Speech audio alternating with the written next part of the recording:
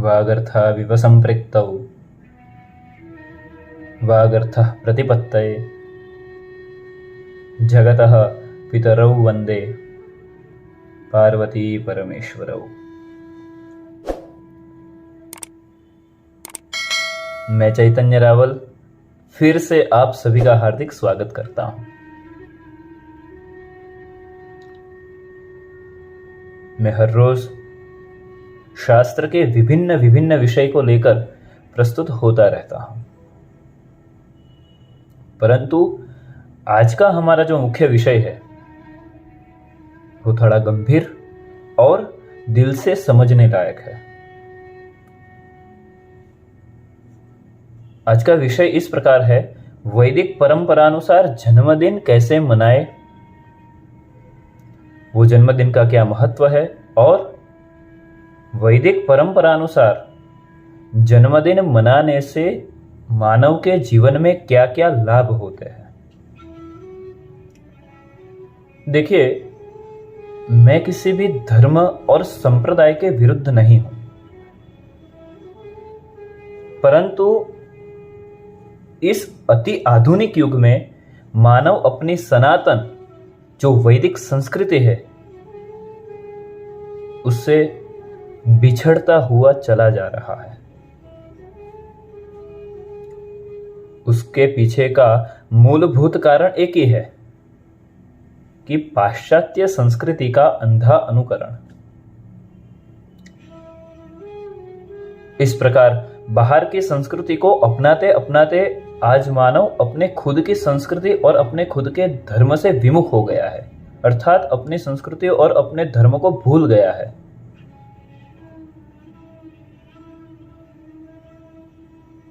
स्वाभाविक है, युग के साथ चलना अनिवार्य भी है और आवश्यक भी, परंतु खुद की संस्कृति और खुद के धर्म को भूलकर नहीं। श्रीमद् भगवद गीता में भगवान श्री कृष्ण ने भी अर्जुन को उपदेश देते हुए कहा था, स्वधर्मे निधनम श्रेयः परधर्मो भयावह। अपने धर्म के अंदर एक समय हमें मरना भी पड़े तो मर जाना चाहिए, परंतु किसी और के धर्म को स्वीकार नहीं करना चाहिए, क्योंकि जो परधर्म अर्थात जो दूसरों का धर्म है वो सदैव के लिए वो भयावह होता है।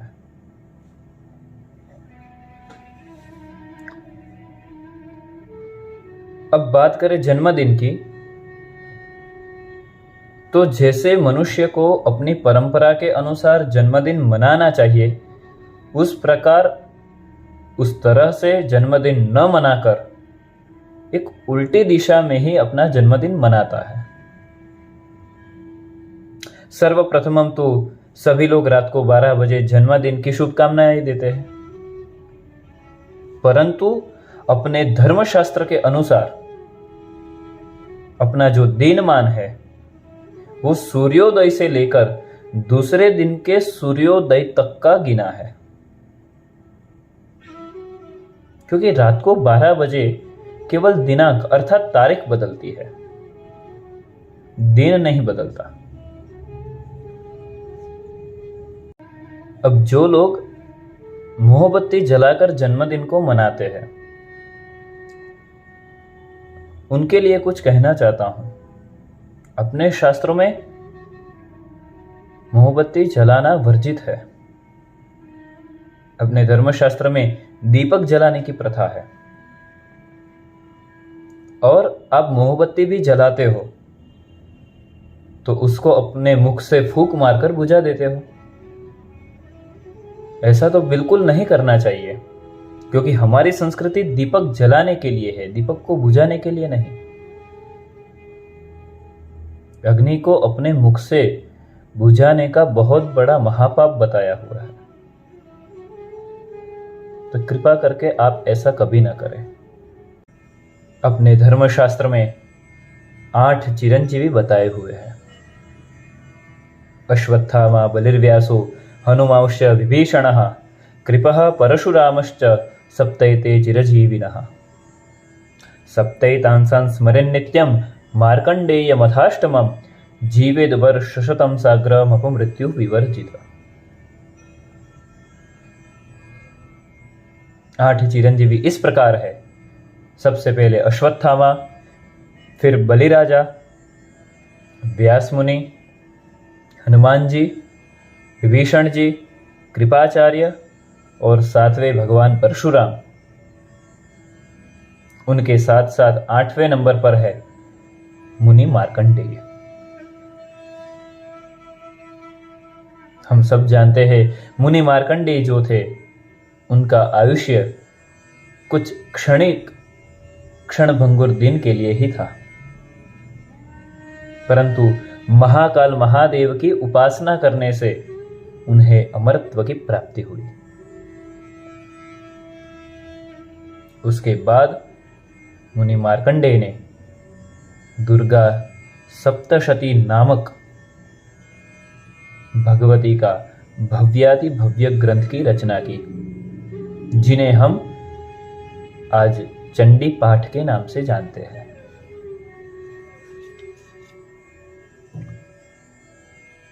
अब बात इस प्रकार है कि हमें जन्मदिन मनाना कैसे चाहिए।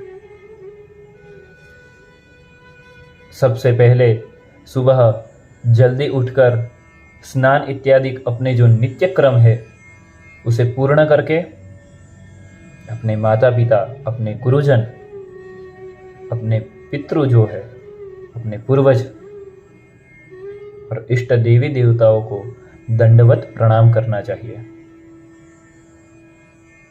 उसके बाद शास्त्र में बताया है कि जिस दिन जातक का जन्मदिन हो उस दिन जातक को मुनि मार्कंडेय की पूजा करवानी चाहिए। जन्मदिन के दिन मार्कंडेय पूजा का बहुत बड़ा महत्व दर्शाया है। अपने घर में विद्वान ब्राह्मण को बुलाकर विधिवत क्रम से मुनि मार्कंडेय का पूजन करना चाहिए।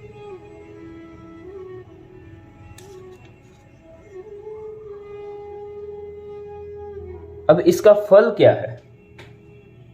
शास्त्रों में मुनि मार्कंडेय की पूजा करने का विधान तो बताया, उससे हमें क्या फल मिलेगा उसमें भी शास्त्र कहते हैं कि इस प्रकार विधिवत पूजन करने से मनुष्य के जीवन में भी कभी भी आकस्मिक मृत्यु, जिसे संस्कृत में अपमृत्यु कहते हैं, वो टल जाती है। मृत्यु भी 2 प्रकार की होती है, एक अपमृत्यु और दूसरी महामृत्यु। मृत्यु निश्चित है, वो एक दिन सभी को आनी है,